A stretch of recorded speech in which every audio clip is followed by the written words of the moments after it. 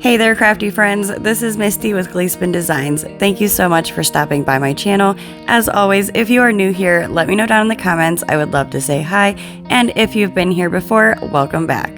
For today's video, I have 5 farmhouse DIYs using what I would consider farmhouse items from Dollar Tree, and today's video is also a collaboration with the Crafty Quinn here on YouTube. And you guys, it is my very first collaboration, and I am so honored to be able to do that with her. She has an absolutely amazing channel, and you also might get to see a little bit of Marcus, the crafty kitty. He is absolutely adorable, so I will leave a link down in the description box so you can check out her video. She is also doing 5 farmhouse DIYs using the new Dollar Tree items. Also, make sure to stick around to the end of the video so you can get the details on how you could win the $100 Amazon gift card giveaway. And now let's get crafting with DIY number 1.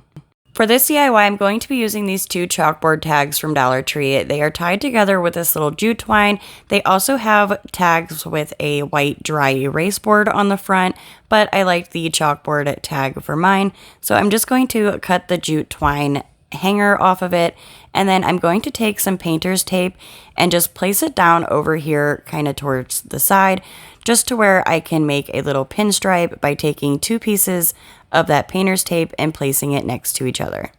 Once I have the painter's tape down and I like the thickness of the little pinstripe, I'm going to fill it in with my white Rust-Oleum chalk paint, and then once it is completely filled in, you can reveal your little stripe by peeling off the painter's tape. I get a lot of questions in the comments whether or not I wait for my paint to dry before I peel the painter's tape off, and I personally like to peel the painter's tape off while my paint is still wet because I have had lots of experience peeling it off while it was dry, and it will peel some of the paint off sometimes. So if you peel it off before it dries, you have less of that peeling off, I guess you could say. If you've ever used painter's tape, you probably know exactly what I'm talking about. So anyways, I went ahead and made a larger pinstripe with the painter's tape next to the smaller one, and again, filled it in with my white, I cannot talk today, you guys, it is insane, white Rust-Oleum chalk paint, and look how gorgeous that is once you peel it off. And then I do one more simple little pinstripe down here at the bottom. You could do as many as you would like. You can make them as thick or as thin as you would like. I just think this gives it such a gorgeous, nice little high-end look. And now you are done with that tag, and I just love how simple and easy that one is to make. So let's move on to the second tag, which I had an idea for the other side, so that's why I painted this side, but I ended up just not doing the other side. So I went ahead and used this side to paint with my white Rust-Oleum chalk paint, and I have been using the color Linen White. Once I have the tag completely painted white and then it is completely dry, I'm going to use this farmhouse fabric from Dollar Tree. I love this fabric. They do carry other farmhouse fabrics as well, and they are all beautiful, but this one I am absolutely obsessed with. I want to use this rooster image, so I found one that is closest to the edge, and I used my scissors and I cut it out. And as you can see on the image, there is that square going all the way around. Well, when you cut it out, you want to leave a little bit of excess fabric, and then you just cut it down so that, again, there's just a tiny bit of excess fabric over around that square, and then you're going to take your fingers and start pulling at those strings. That's why you want to have that little bit of excess fabric, so that you have this really cool ripped effect once you pull a bunch of those strings out, and it is super easy to do. Once I have the ripped look to my liking, I just take some Mod Podge and I place it onto the back of the fabric, and I make sure that I do cover the entire piece of the fabric, and I really do try and get those end little pieces that are ripped as well. Then I just take my piece of fabric with the Mod Podge on it and I place it right on the tag in the center, and I use my fingers to completely smooth it out.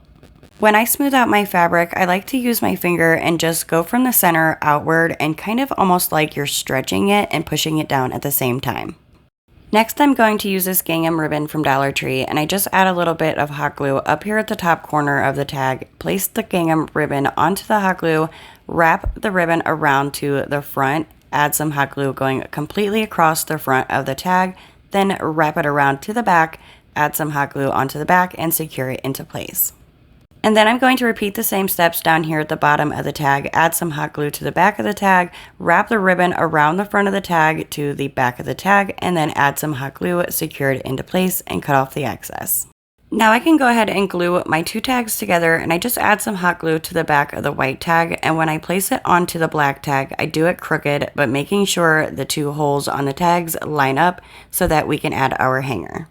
And for the hanger, I'm going to be using this twine hanger that I actually got off of a different Dollar Tree sign. And it has this little plastic piece on there that when you turn it, it kind of holds the string or twine from coming out. So again, you just push it right into the hole, turn that little plastic piece, and you can see it will not come back out. So then I just do the same thing with the other end of the twine and turn that plastic piece so that neither ends could come out. And I'm going to add a little bit of hot glue up here at the top and glue that twine down so that it has a nice little hanger. Once I had the hanger done, I knew it needed something else up here at the top, and I just had this tiny little piece of that gingham ribbon from Dollar Tree left. So I'm going to create a bow just by simply making the Cancer awareness shape with my ribbon and then kind of pinching it in at the centers. And then you can just use other ribbon, twine, string, whatever you would like. I'm going to use this, I believe it's like a cotton twine, and it's from Dollar Tree. It is also white and black, so I figured it would kind of go with it. And you just tie it into a knot so that it secures the bow into place. Once the bow is nice and secure, I can cut off those twine pieces, and then I'm just going to pull at my loops and at my tails to make sure that they are the length and the size that I want them. If you would like to dovetail your ends of the ribbon, I just go ahead and fold them in half and then cut at an angle. And once both of your tails are dovetailed, you have this cute little bow, and I just add some hot glue up here by the hanger and add my bow, and this DIY is done. Now let's take a look at how it turned out.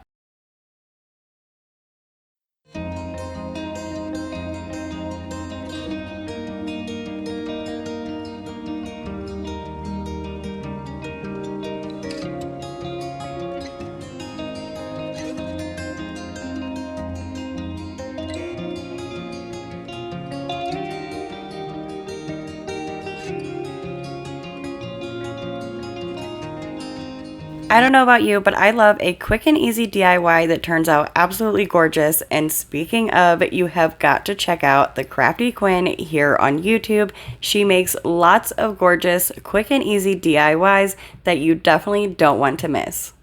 As I had previously mentioned, she is also doing 5 farmhouse DIYs using the new Farmhouse Items at Dollar Tree. So I will leave a link down in the description box to her channel and as well to that video. So once you are done here, head on over to her channel by clicking on the link down in my description box to her video, and you can watch 5 more farmhouse DIYs. Please comment on her video and let her know that I sent you, and you definitely want to subscribe so you do not miss any of her new uploads. And now let's move on to DIY number 2. For this DIY, I started off with 2 of these wood rounds from Dollar Tree. I do end up needing 3 of them, so just go ahead and grab 3 altogether. But I did not realize that until the end, so I'm just going to remove these cool hangers that I was telling you about earlier. I feel like more and more of Dollar Tree items are actually getting this type of hanger instead of like just the knot hangers.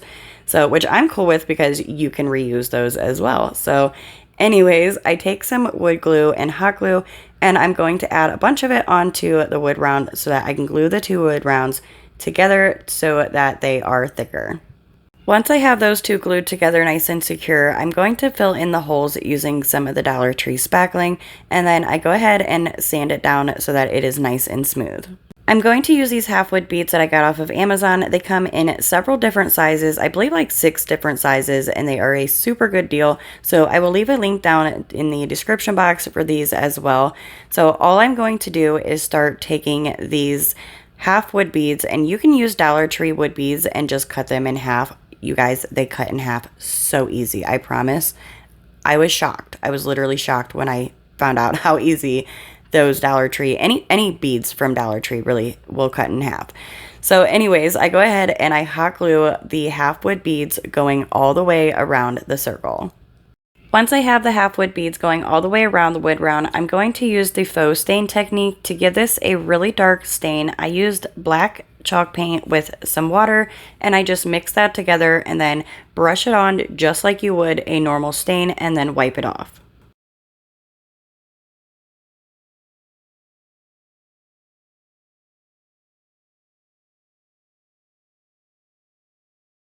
Once you have the wood round completely stained, look how absolutely gorgeous this turns out. I love this faux stain technique.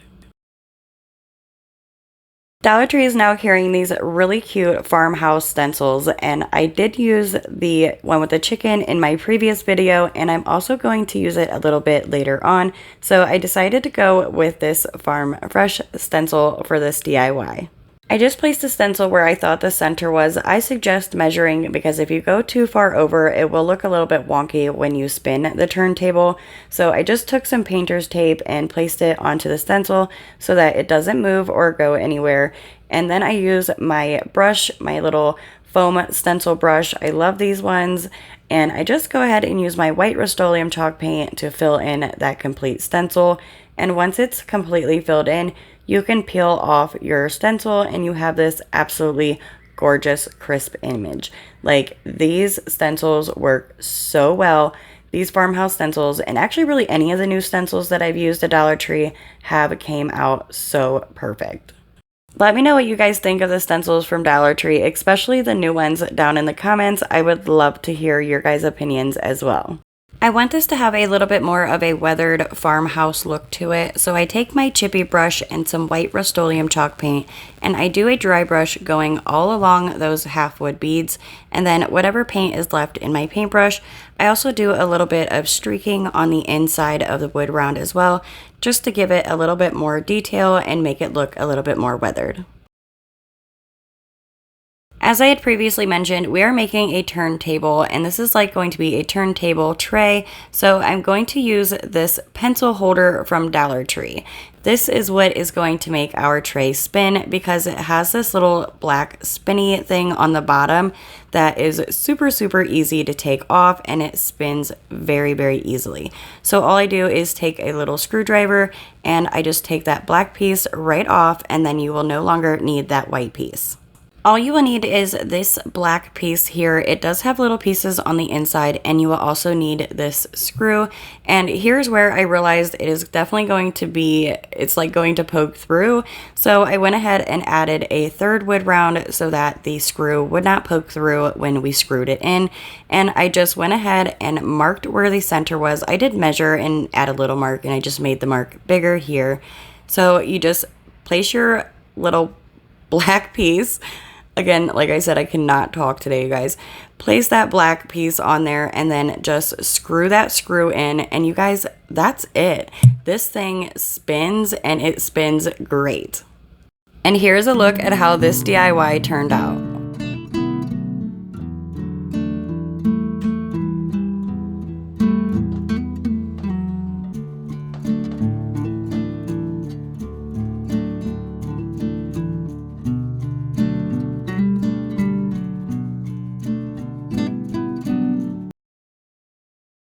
Before we move on to the next DIY, I have to send out a huge personal shout out and thank you to Susanna Crow for the adorable comment and the donation to the Buy Me a Coffee app. I always take those donations and put it towards craft supplies. So if you guys would like to do that, there is a link down in the description box. And again, thank you so much, Susanna. And now we are on to DIY number 3. For this DIY, I had seen this at Big Lots for $18, and I just wanted to take a little bit of inspiration from it and make it into my own personal style. So for this DIY, I'm going to use 2 of these wood boards from Dollar Tree, and I'm actually going to make them look like they are a bunch of wood boards put together. So I'm going to start off by painting them both white with my white Rust-Oleum chalk paint. Once the paint is completely dry, I'm going to take this wood piece that is actually from Dollar Tree. It was in my stash. It's been there for quite a while, and I liked how white it was, so I'm just going to take my pencil.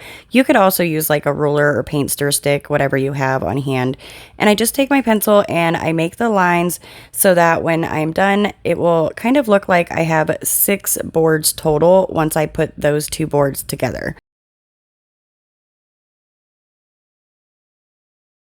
Once you have those lines drawn, you can smudge it with your finger or whatever you would like, but I wanted to try a little bit of a different technique.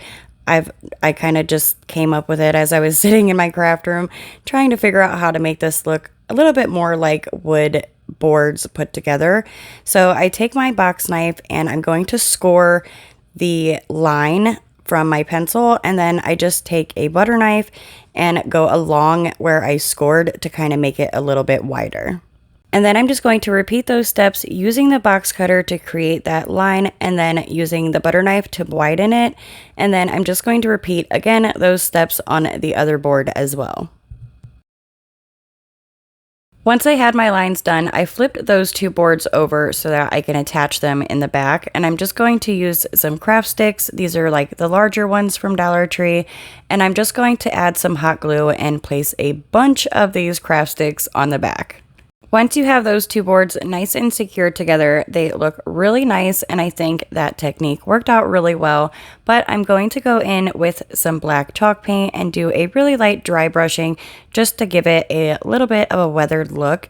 And I go around all of the edges, and then I also really lightly go along those lines that we made as well. I always say in all of my videos where I do distressing, if distressing is not something that you like, you can definitely skip this step. Next, you will need 2 of these wood crates from Dollar Tree, and technically you only have to paint 3 of the sides and the inside because we will be gluing them to that backing with the boards.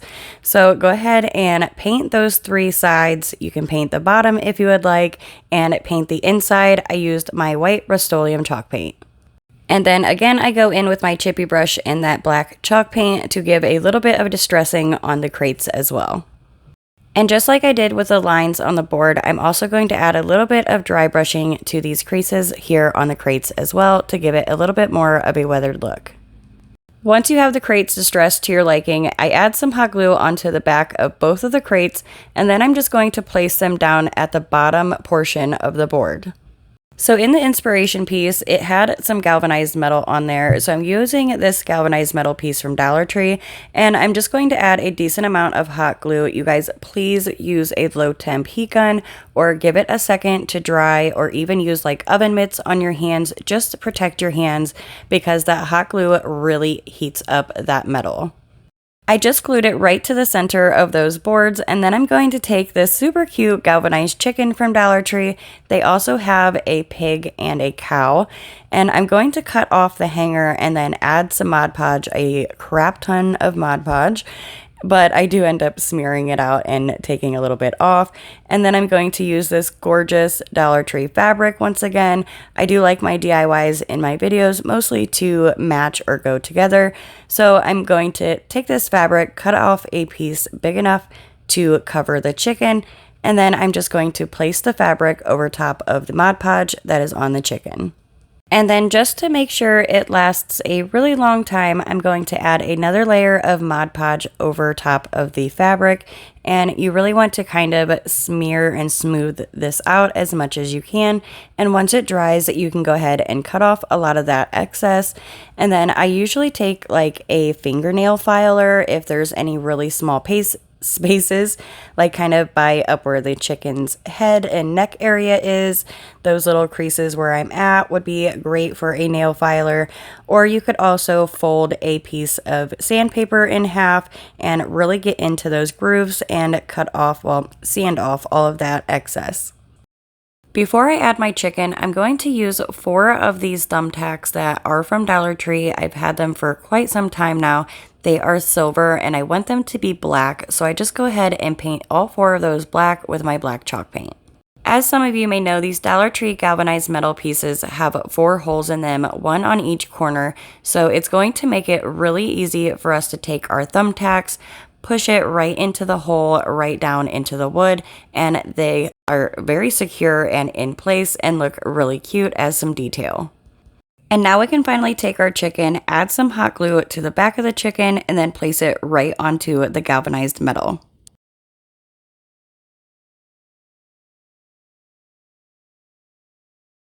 And oh my goodness, you guys, I am already loving how this is turning out. Also on the inspiration picture from Big Lots, the front of it had a welcome saying on there and it was really cute. So I kind of wanted to mimic that as well. So I'm taking one of these galvanized metal words, the welcome, obviously. I did get these last fall, but they have them pretty much all year round. And I went ahead and painted that as well black with my black chalk paint. And I'm just going to glue it on the front of the crates down here at the bottom. Now all you have to do to add florals or greenery, just add some Spanish moss, nope, not Spanish moss, floral foam into the crate. You guys, it's a mess. Today's a mess. Add some floral foam into the crate and then add whatever greenery you would like. I just cut up some of this boxwood looking greenery from Dollar Tree, add it into the crates, and then I just went in with a little bit more black chalk paint to give it just a little bit more distressing. And look at this, you guys. I absolutely love it so very much. Again, it is not an exact dupe, but I hope you guys can see where I got the inspiration from on the original picture from Big Lots, and that is what I'm here for you guys. I love making DIYs, so you can either recreate them exactly like that or get inspiration from them as well.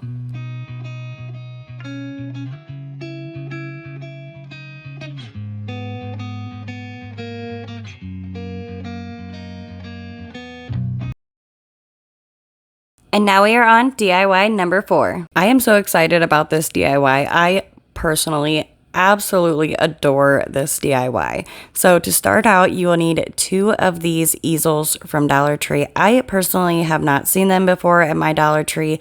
I think I've heard of them a little while back, but I hadn't heard about them for quite some time. So I think they are back again. So again, you will need 2 of these.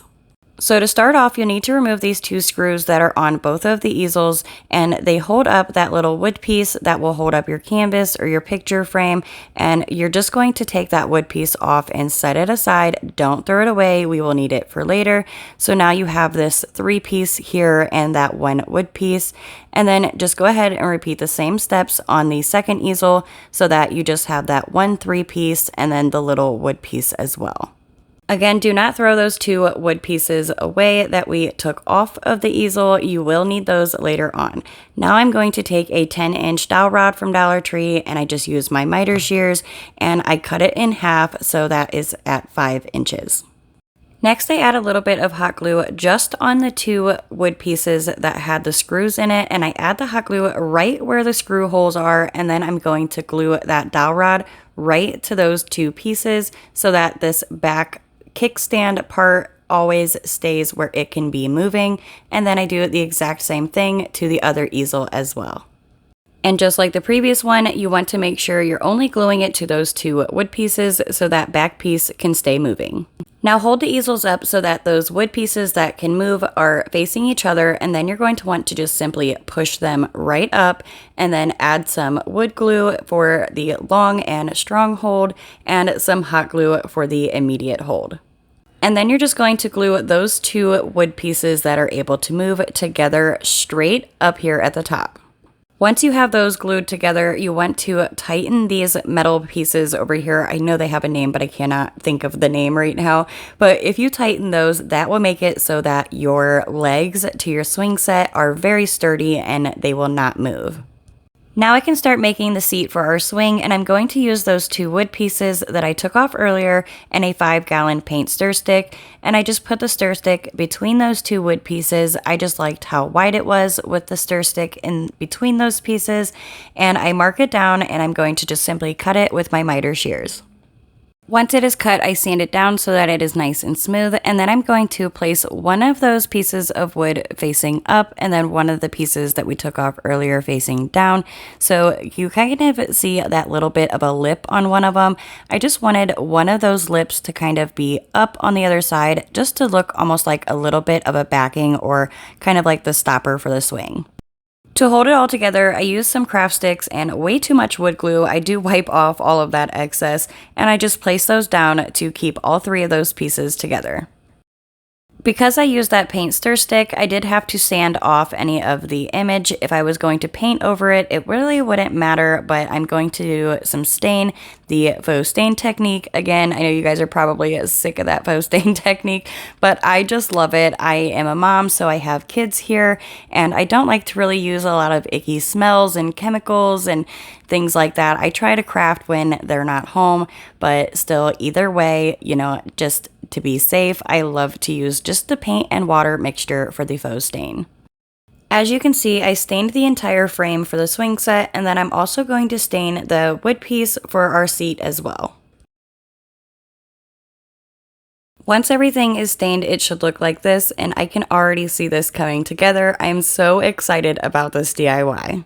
So at Dollar Tree, they carry these picture hanging kits, and they have these little hooks inside of them, and they are kind of closed. They have just a little bit of a space that's open, and you really can't fit much through there. So I'm just using my scissors to kind of make that opening on the hook a little bit bigger. I'm going to use 2 of those hooks, and I'm just going to screw one on each side about an inch away from the edge underneath the top of the swing set, basically where the chain on a swing set normally is. When I screwed my hooks in, I made sure that the opening was facing outward on both sides. Next, I'm going to take some of the Dollar Tree nautical rope, and I'm taking 2 pieces that I cut at 34 inches, and I'm going to fold them in half, and then I just take where the halfway mark is, and I'm going to loop it onto our hook that we screwed onto the swing set. Then once the twine is on, we're going to take that wood piece, and I'm just going to take the twine and place it underneath the wood piece, creating a loop, bringing the 2 ends up here at the top, and then I'm going to tie it where pretty much at the length that I want my swing to be. Goodness gracious, you guys, it is definitely easier to watch than it is to explain. So I just cut off the excess on that knot, and then I slid the knot down to underneath the wood piece, and then I'm just going to hot glue the nautical rope in place. So basically you're making a loop at the size or length that you want your swing to hang, and then you'll glue the bottom of the wood piece to your loop. And then you're just going to do the same thing to the other side. Add the nautical rope onto your hook. I brought it down underneath the little wood piece to the same length as the previous nautical rope, and then I'm just going to tie it in somewhat of a loose knot, just so that I know that I have it at the length that I want it.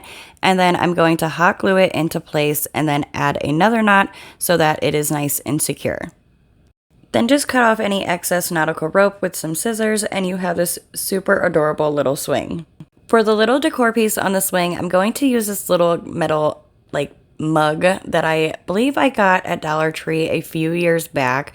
I have seen them on yardsticks at Dollar Tree, and I do believe they also had one with a little spigot, so it was really cute as well. So I go ahead and pull all that excess stuff off, and then I sand it down so that the paint takes a little bit better and will not peel or chip off. And now I'm just going to go in with the white Rust-Oleum chalk paint again, and I'm going to give this 2 coats of that chalk paint, covering it completely. Once I have it painted completely white and it is dry, I'm just going to use some black chalk paint and a paintbrush and go through and add a little bit of distressing along the rims and the handle, and just really anywhere that I kind of thought would look nice and needed a little bit of an extra touch.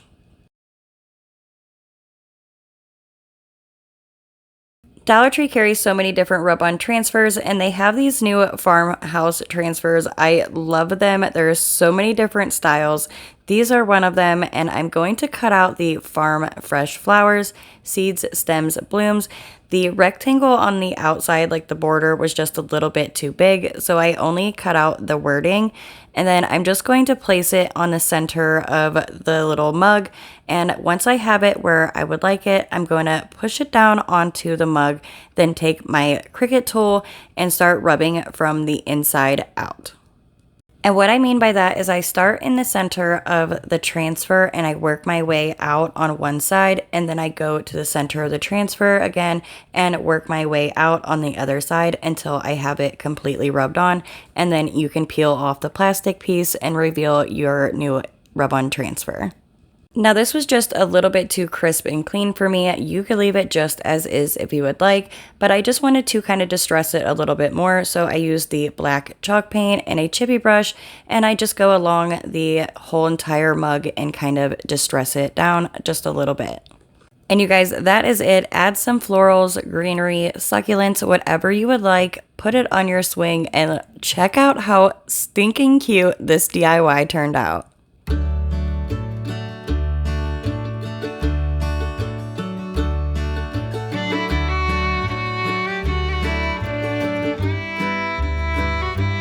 This DIY is definitely by far my favorite in this video. You could add a potted plant on here, a gnome, whatever you would like. I just adore this swing so very much.